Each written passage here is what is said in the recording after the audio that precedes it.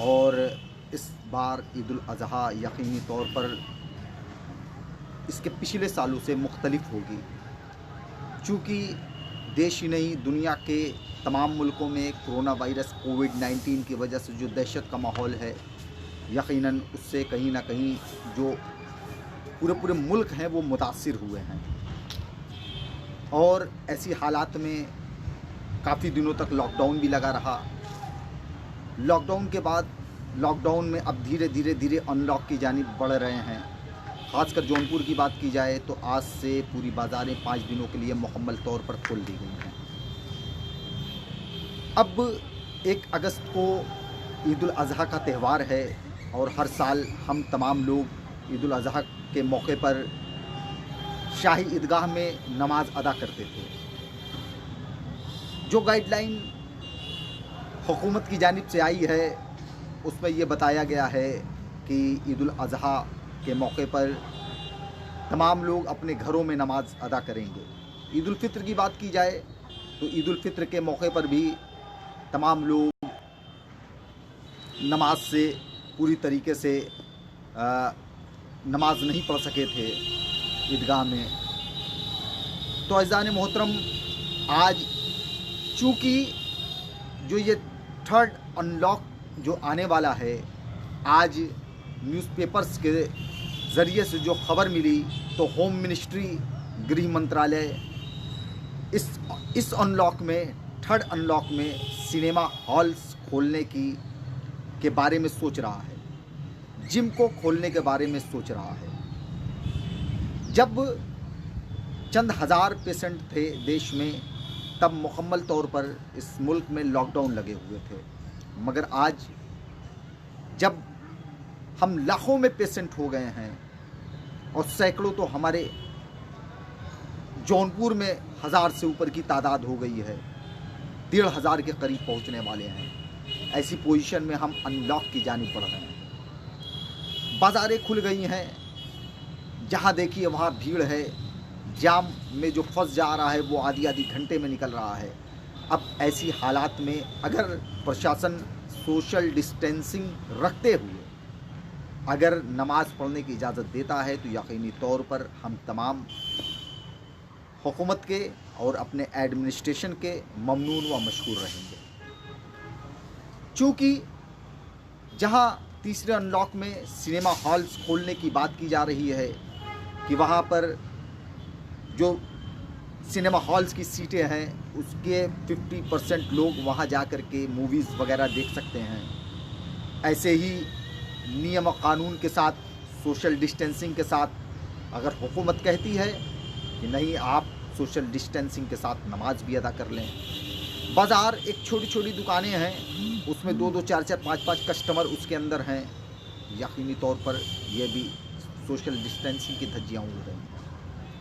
मगर इतने बड़े शाही ईदगाह हैं जहाँ पर अगर 2 गज नहीं 5-5 गज की भी अगर दूरी रखा जाए तो लगता है कि 1000 से ज़्यादा आदमी, 2000 के समथिंग आदमी आ जाएंगे।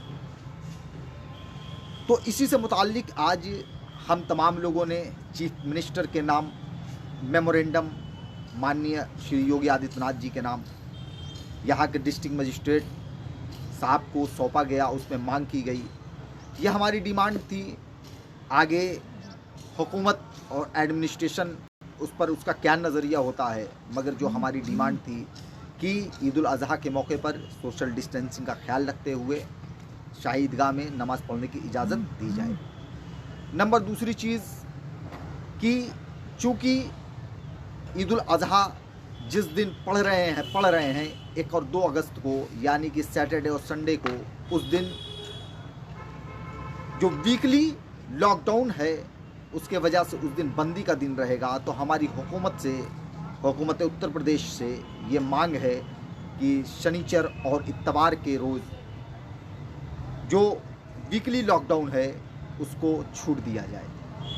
तीसरी जो डिमांड हमारी हुकूमत उत्तर प्रदेश से थी वो ये है कि जो पशुपालक, चूँकि जो ये व्यापार है और ये त्यौहार है, ये सिर्फ मुसलमानों का ही नहीं बल्कि गरीब, मजदूर और दलित बिरादरी के लोग जो साल भर तक अपने जानवर को पालते हैं और इस ख्वाहिश में रहते हैं कि कल के दिन जब बकरीद आएगी तो इसकी अच्छी कीमत हमको मिल सकेगी।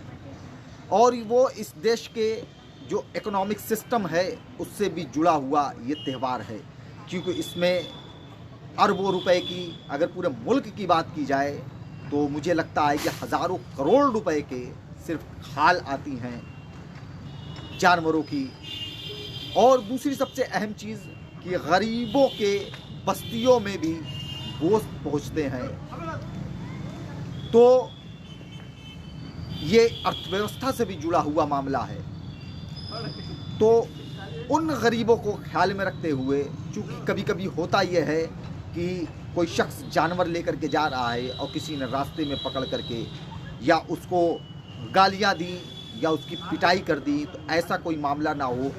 जो पशुपालक गरीब दलित अगर अपने जानवर को लेकर के जा रहा है या जो खरीद करके अपने जानवर कुर्बानी के नियत से लेकर के जा रहा है, उनकी सुरक्षा का भी प्रबंध कराया जाए। इस तरीके के 5 सूत्रीय मेमोरेंडम आज हम तमाम लोगों ने चीफ मिनिस्टर के नाम यहाँ डिस्ट्रिक्ट मजिस्ट्रेट साहब को सौंपा है और हमें उम्मीद है कि हुकूमत उत्तर प्रदेश इस पर सोच विचार करेगी। चूँकि यह सिर्फ हमने जौनपुर में नहीं बल्कि AIMIM ने पूरे उत्तर प्रदेश के तमाम ज़िलों में इस मेमोरेंडम को दिया और ये मांग की है कि बकरीद के मौके पर इसमें मुकम्मल नमाज अदा करने की छूट दी जाए। और इस तरीके की तमाम डिमांड थी। अज़ीज़ान मोहतरम, आप तमाम लोग देख रहे हैं